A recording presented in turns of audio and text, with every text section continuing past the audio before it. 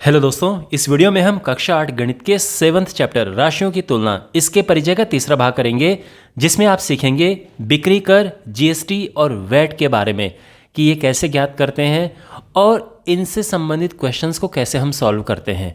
तो शुरू करते हैं। सबसे पहले मैं आपको बेसिक आइडिया देता हूँ कि ये सब है क्या। देखो, यहाँ पे मैंने अमेज़ॉन से एक टेबल लैंप ऑर्डर किया था, तो उसकी रिसीट है।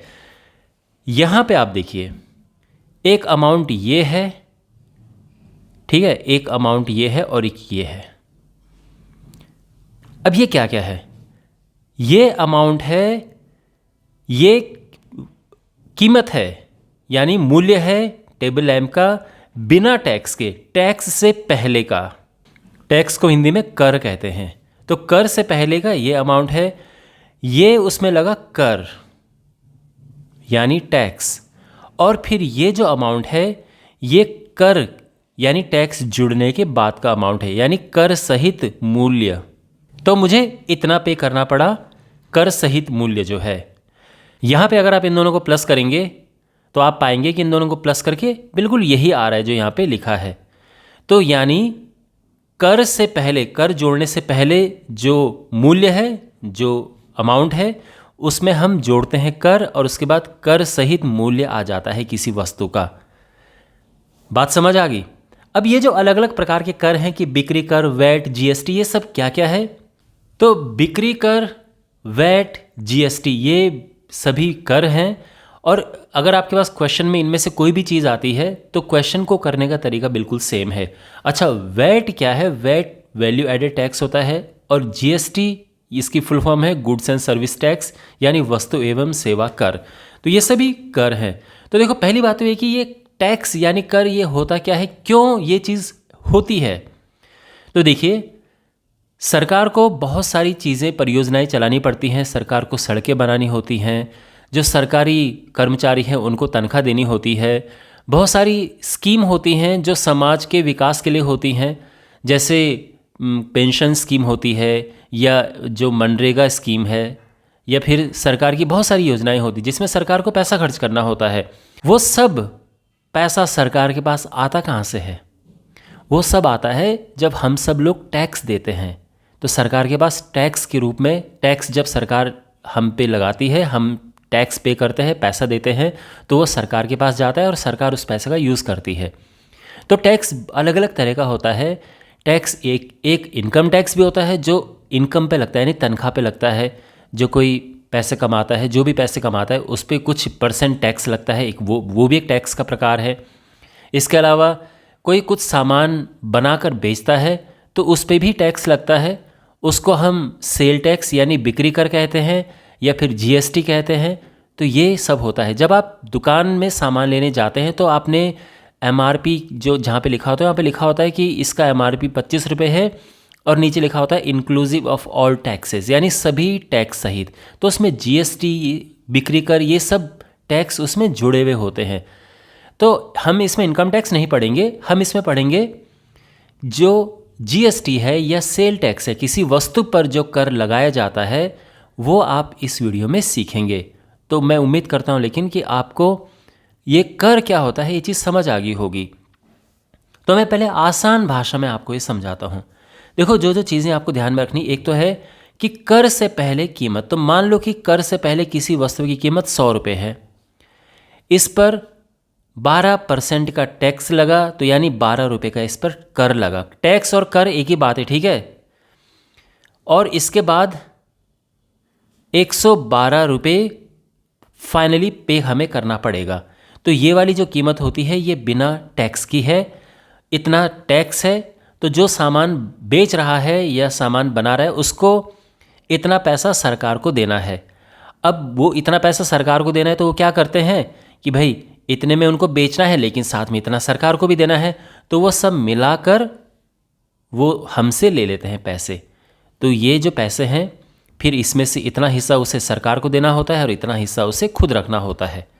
बात समझ आ गई? इसीलिए आपने देखा होगा कि बहुत सारे लोग सामान बेचते हुए रसीद नहीं देते हैं, क्योंकि वो फिर अगर रसीद नहीं देंगे तो कहीं रिकॉर्ड में नहीं आएगा कि इसने सामान बेचा है, तो उनको सरकार को पैसे नहीं देने पड़ेंगे और वो टैक्स की चोरी होती है। इसलिए सरकार भी लोगों को इनकरेज करती है कि आप रसीद ज़रूर लिया कीजिए, क्योंकि अगर वो रसीद बनाएंगे तो फिर उनको दिखाना पड़ता है कि हाँ भाई ये सामान इतना सामान बिका है, इतने रुपए का बिका है, और वो पैसे सरकार को देने होते हैं। तो यहाँ पे क्या क्या चीज़ें हैं मैं फिर से आपको बता रहा हूँ कि जो ये यहाँ पर राशि है, ये है टैक्स के बिना राशि। अगर मान लो कि ये 12 जीएसटी लग रहा है, इसमें अलग अलग प्रकार का टैक्स है, मान लो कि ये जीएसटी वाला टैक्स है, तो ये वाला इसको हम कहेंगे जीएसटी से पहले, जीएसटी जोड़ने से पहले का मूल्य, और ये जीएसटी है, और ये वाला क्या, ये राशि क्या है, जीएसटी सहित मूल्य, है ना। तो ये चीज़ है इसमें, ये बस ये एलिमेंट्स हैं। अब जीएसटी ये सब परसेंट में होता है, तो जीएसटी जो है, मान लीजिए जीएसटी है, सपोज दैट जीएसटी 18% है, और किसी वस्तु की कीमत जीएसटी से पहले, जीएसटी जोड़ने से पहले जो मूल्य है वो है 400 रुपये। तो क्या आप बता सकते हैं कि जीएसटी जोड़ने के बाद मूल्य क्या होगा? बता सकते हैं आप यहाँ पे? तो देखो, जीएसटी हमेशा हम कैलकुलेट करते हैं इस पे कैलकुलेट करते हैं, यानी अभी तक जो बिना जीएसटी जोड़े जो मूल्य है उस पर ही जीएसटी देखा जाता है, यानी 18% हम ज्ञात करेंगे तो इसका 18% होगा। जैसे यहाँ पर ये मैंने आपको रसीद दिखाई थी, तो ये जीएसटी कितना था, 18% था ना। तो ये 18% किसका 18% है? ये इसका 18% है जो जीएसटी जोड़ने से पहले की राशि है। आप अगर नोटिस करें तो जो यहाँ पर लिखा है 677.12, इसका 18% आप देखोगे तो ये बिल्कुल यही आएगा।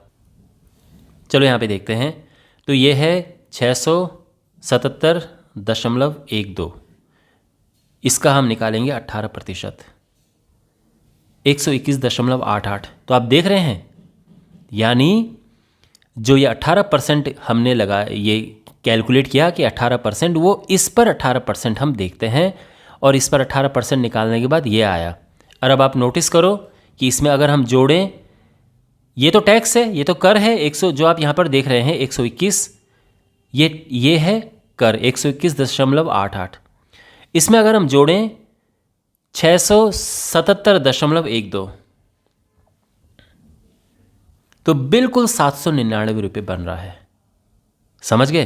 तो ये जो 18% जो परसेंटेज दिया होता है, कितना भाई टैक्स की दर, कर की दर, जीएसटी की दर ये है, तो वो हम किस पे कैलकुलेट करते हैं? ये जो जीएसटी जोड़ने से पहले की राशि है उस पर कैलकुलेट करते हैं। बात समझ आ गई? तो वापस इस प्रश्न पर आते हैं कि किसी वस्तु का कर जोड़ने से पहले, जीएसटी जोड़ने से पहले मूल्य 400 रुपये है, जीएसटी 18% है, तो जीएसटी जोड़ने के बाद का मूल्य क्या होगा? तो देखो, पहले तो देखो जीएसटी निकालो कि जीएसटी है कितना।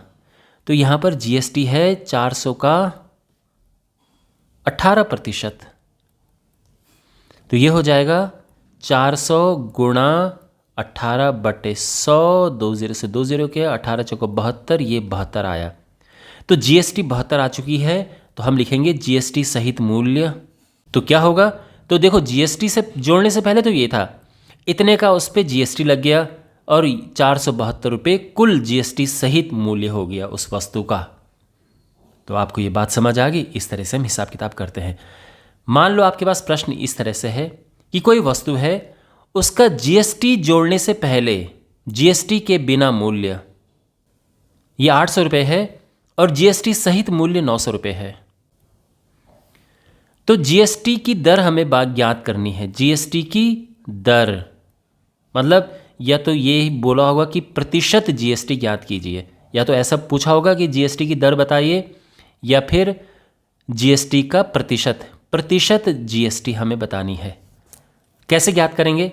तो ध्यान से देखो आप, ठीक है। पहली बात तो यह है कि जीएसटी के बिना ये है और जीएसटी के साथ ये, तो जीएसटी तो यहाँ से निकल जाएगा आराम से। तो जीएसटी के लिए हम क्या करेंगे? 900 में से 800 माइनस करेंगे। जीएसटी क्या है? एक प्रकार का कर होता है, ठीक है, टैक्स है ये। तो ये 100 रुपये हो गया, 100 रुपये का टैक्स लग रहा है। अब हमने लेकिन ये प्रतिशत में ज्ञात करना है, तो जीएसटी की दर क्या होगी? तो ध्यान रखना हमेशा जो जीएसटी का परसेंट निकालते हैं वो हम इस पर निकालते हैं, मैं पहले भी बता चुका हूँ। जो जीएसटी के बिना मूल्य होता है उस पर देखते हैं। तो यहाँ पे ध्यान रखना, अगर दर निकालनी हो तो क्या होगा, जीएसटी ऊपर लिखेंगे और जीएसटी बिना मूल्य जो है वो नीचे लिखेंगे और 100 का गुणा कर देंगे। जीएसटी 100 रुपये है और 800 रुपये जीएसटी के बिना मूल्य है, 100 का हम गुणा कर देंगे। तो ये 2 ज़ीरो से ये 2 ज़ीरो कटा, 100 में भाग देंगे हम, तो यह जाएगा 12 सही 1/2%। और ये जीएसटी का रेट निकल चुका है, जीएसटी की दर ज्ञात हम कर चुके हैं। बात समझ आ गई आपको? तो इस तरह से। और तीसरा इसमें क्वेश्चन का प्रकार यह आ सकता है कि जीएसटी के साथ कीमत दियो। मान लो कि आपके पास प्रश्न है कि जीएसटी की दर यह है 25%, मान लो कि यह है जीएसटी की दर, या ये जीएसटी या किसी भी प्रकार का कर हो सकता है, ये वैट हो सकता है या कोई भी कर हो सकता है, ठीक है। सभी एक ही, सबके क्वेश्चन एक ही तरह से सॉल्व होते हैं। तो जो कर है ये जीएसटी भी हो सकता है, ये वैट भी हो सकता है, या बिक्री कर भी हो सकता है, बात एक ही है। 25% है। वैट सहित मूल्य उस वस्तु का है 1000 रुपये। तो वैट के बिना मूल्य क्या होगा, ये हमें ज्ञात करना है। अब आप समझे बात को, ये ऐसा है कि जैसे हमारे पास ये दिया है, ये चीज़ दी है और जीएसटी का रेट दिया है और हमें ये चीज़ ज्ञात करनी है, पीछे वाली चीज़ ज्ञात करनी है। तो ये कैसे ज्ञात करें, देखो आप, ठीक है। अगर मैं पीछे वाले क्वेश्चन की भी बात करूं, जो हमने यहाँ पर क्वेश्चन किया था, तो यहाँ पे आपने देखा कि जीएसटी के बिना मूल्य हमारे पास था और जीएसटी की दर थी, हमने जीएसटी के साथ मूल्य ज्ञात किया। इस बारी उल्टा है, इस बारी ये दिया है और ये हमें ज्ञात करना है। ऐसा है ये क्वेश्चन, समझ गए?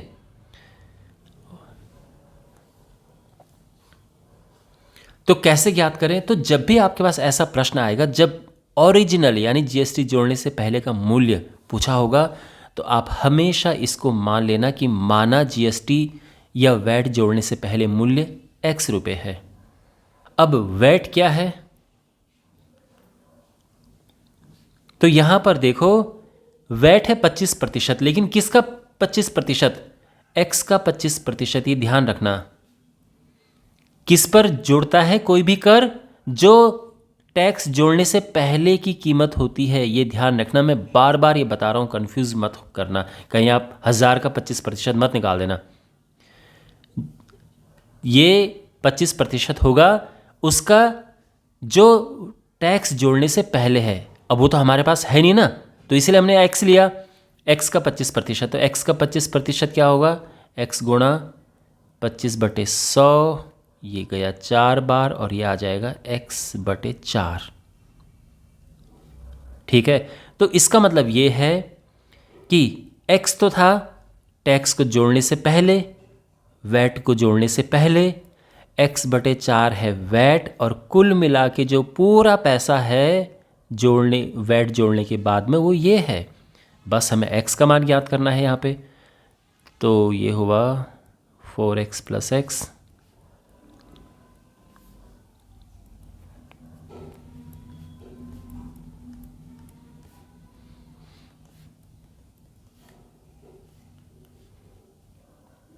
क्रॉस मल्टीप्लाई करेंगे, 4 ऊपर जाएगा और 5 ये नीचे आया, 5 दूनी 10, 200, और ये आ जाएगा 800।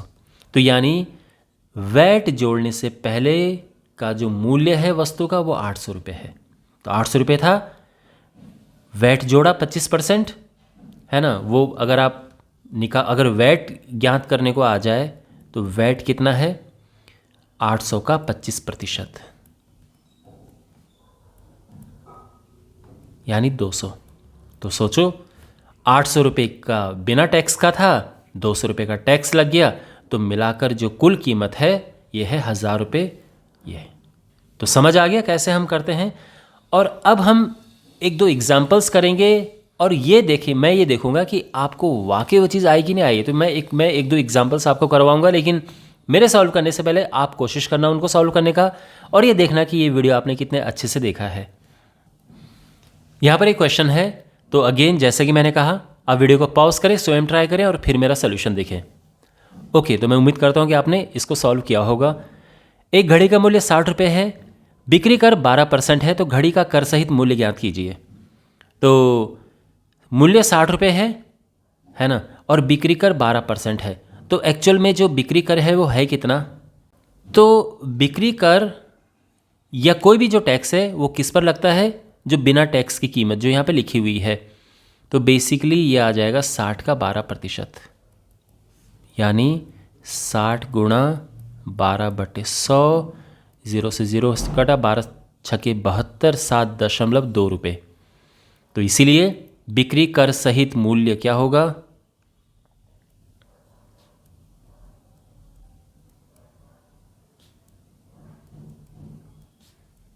तो 60 रुपये कर जोड़ने से पहले था, 7.2 रुपये का कर लग गया, और कर जोड़ने के बाद में ये कीमत हो गई, यह मूल्य होगी घड़ी का। समझ आ गया? ये प्रश्न है, अगेन यहाँ पे वीडियो को पॉज करें और इसको स्वयं हल करने की कोशिश करें। ओके, क्वेश्चन है, किसी वस्तु का बिना कर मूल्य 150 रुपये है, कर सहित मूल्य 180 रुपये है, तो कर का प्रतिशत ज्ञात करना है। पहले तो कर ज्ञात करना है और फिर कर का प्रतिशत भी ज्ञात करना है। तो कर कितना है, टैक्स कितना है? तो देखो, टैक्स जोड़ने से पहले इतना था, टैक्स जोड़ने के बाद इतना है, तो साफ आपको भी दिख रहा होगा। इनको माइनस करो, 30 रुपये हो गया, 30 रुपये का टैक्स। ठीक है, अब कर का प्रतिशत क्या है? इसको हम दर भी कहते हैं, ठीक है ना, कि कर की दर क्या है। तो उसमें क्या करेंगे हम, जितना कर है वो ऊपर आएगा, और कर को जोड़ने से पहले जो है वो नीचे आएगा। ये ध्यान रखना बिल्कुल। तो ये 5 और ये हुआ 20%। ठीक है ना, तो दोनों आंसर हमारे आ चुके हैं। और फाइनली हमारे पास ये क्वेश्चन है, एक वस्तु का जीएसटी के सहित मूल्य 240 रुपये है, यदि जीएसटी 20% है तो वस्तु का मूल्य बिना जीएसटी ज्ञात कीजिए। तो अगेन वैसे ही करेंगे हम जैसा हमने एक एग्जांपल किया था, थोड़ी देर पहले मैंने आपको समझाया था। हम इसको x ले लेंगे कि बिना जीएसटी मूल्य माना x है, और जीएसटी वैसे तो 20% है, पर रुपए में कितना है? तो वो होगा x का 20%। ध्यान रखना, इसका 20% नहीं निकालेंगे। क्यों नहीं इसका निकालेंगे?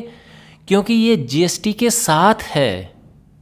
और मैंने आपको क्या कहा था कि कोई भी कर किस पर लगता है? जीएसटी के जो बिना होता है, कर के जो बिना मूल्य होता है उस पर।